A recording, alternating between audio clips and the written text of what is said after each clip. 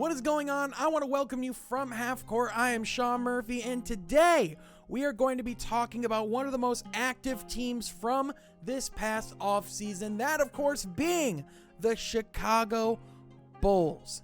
The Windy City franchise decided that enough was enough and their rebuilding days were over, and they swung for the fences to build around Zach LaVine, bringing in the likes of Nikola Vucevic in the trade deadline last year, DeMar DeRozan this offseason, and Lonzo Ball at the point guard. Finally giving Zach LaVine a worthy supporting cast to make a deep playoff run, and I have a lot of thoughts about this team.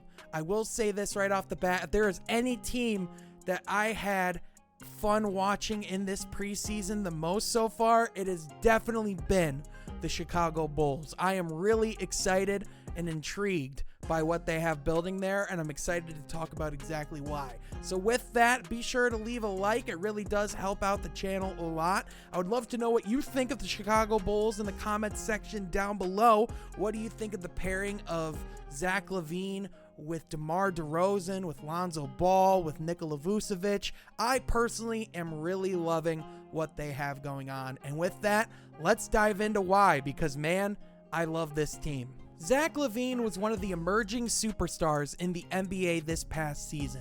Over the past few years with the Chicago Bulls, he has had the primary scoring duties on the team, but finally this past year, he was able to reach the all-star level. Zach LaVine was able to average 27.4 points, 5 assists, 5 rebounds on 50.7% shooting. Not only is Zach LaVine still a high flyer, just like his days when he was on the Minnesota Timberwolves, but his ability to shoot the three, his ball handling, his way to effortlessly score from any part of the court is making Zach LaVine one of the young stars in this league. And the only thing that was missing in Chicago was a worthy supporting cast. Because as we know, you can't do it by yourself in this league, especially not in the Eastern Conference. The Chicago Bulls were not even able to make it to the playoffs this past season because of the fact that they just didn't have what it took. They did bring in Nikola Vucevic in the trade deadline, but the ability to fit them together and to create a system that worked for both Zach LaVine and Vucevic, it just was too daunting of a task for the rest of the season. They are still bought in to this core, and this offseason they only went and made that core even more dangerous, bringing in Lonzo Ball, DeMar DeRozan, and Alex Caruso. Now, personally, I think Lonzo Ball is one of, if not the most underrated NBA player that we have. Every single criticism of Lonzo Ball has been slowly and meticulously been picked at by each and every summer that Lonzo Ball has put in through practice, through training, whatever he's doing, he is absolutely crushing it. Because first of all, he completely overhauled his shot and is now a really good three-point shooter in this league. Lonzo Ball is one of the best defensive point guards in the game, being a 6'6" guard that can go out and defend multiple positions. His ability to play make, his ability to work with others, his ability to make long passes across the court and to push transition, but also to have the vision in the pick and roll and the half court offense is something that makes Lonzo Ball an underrated and underappreciated asset. And there was nothing that pissed me off more than watching him getting underutilized in New Orleans, especially with the fact that I felt like Lonzo Ball was a perfect pairing alongside a guy like Zion Williamson. But now he has this opportunity to be in a bigger market again after ultimately working on his skills and getting to the place that he is now. And I think he's going to be in a position where he's going to thrive in Chicago. I think Lonzo Ball in the next couple years is going to become an all-star player, and I think he's going to make this team better both on the offensive and defensive end. And then you look at a guy like DeMar DeRozan, who was traded from Toronto to the San Antonio Spurs in that Kawhi Leonard trade that ultimately saw Toronto win their first ever NBA championship. Watching a guy get done what his entire goal in his career was, and then becoming an afterthought in the city of San Antonio. As even though he was still able to average over 20 points a game, there were genuine criticisms about DeMar DeRozan's ability to affect the game because of his lack of willingness and his lack of ability to shoot beyond the mid-range. Because when you are a dynamic scoring wing that ultimately is going to see your athleticism slowly decrease throughout your career, to be in a situation where you cannot score past the mid-range is definitely a problem. However, for this Chicago team, I don't think there is a lot of pressure for him to shoot the three, because he still can if you need him to in certain situations. If you get him in a corner and he's wide open, I'm sure he can take that shot and hit it on a decently positive rate. But the thing is that you don't really need him to. He can score in the mid-range along with Vucevic, so that adds some high quality scoring there, especially when we were coming off of a season where two of the finals teams that we had in Phoenix and Milwaukee both really thrived in the mid-range.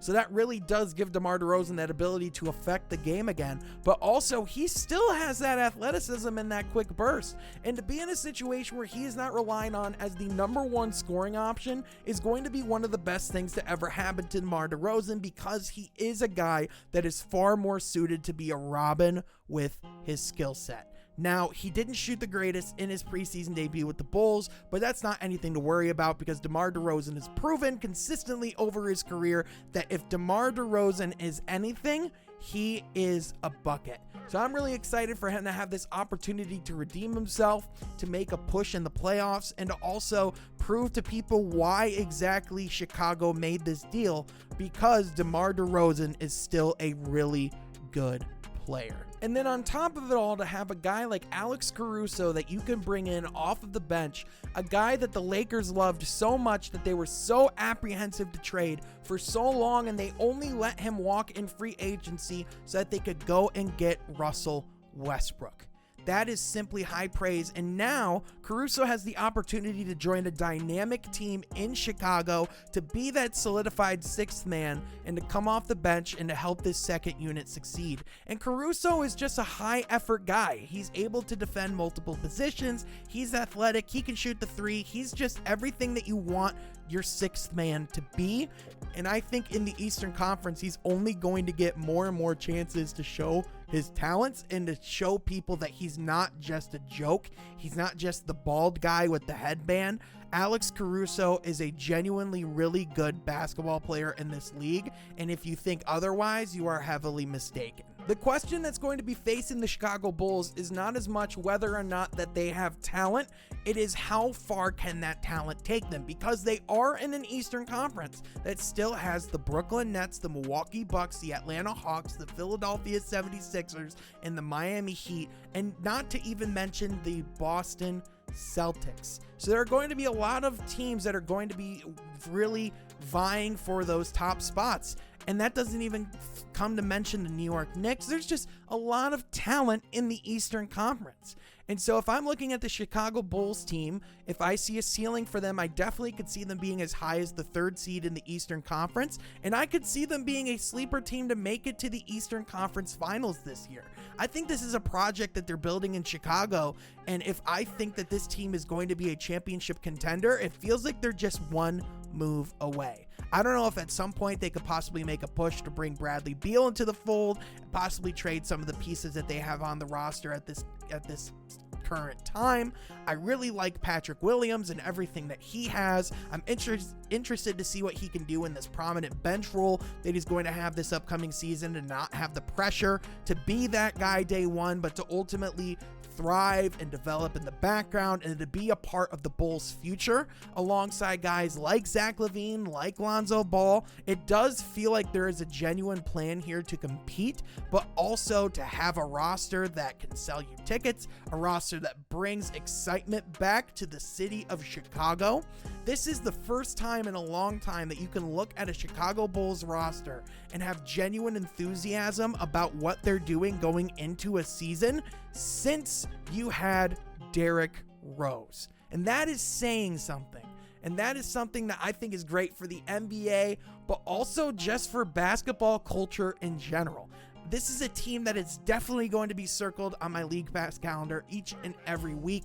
and I'm definitely excited to see what they do. I really do hope that the Chicago Bulls can make a deep run, can be a prominent playoff team, and possibly be someone that we consider a possible contender over the next couple of years. Because if they keep heading in this direction, if they keep building this kind of roster, if Zach LaVine keeps improving and showing off his skills, if Nikola Vucevic finds his groove in this system, if Lonzo Ball can give you 15 points a game as well and push it on the offensive end and become more of a prominent, dynamic scorer, I think this Bulls team is way more dangerous than people will give it credit for, and I am really curious to see how it develops in Chicago. What do you think about this Bulls team? I would love to know your thoughts in the comment section down below. But with that, I want to thank you so much for watching, and I will catch you next time from Half Court. Be sure to subscribe.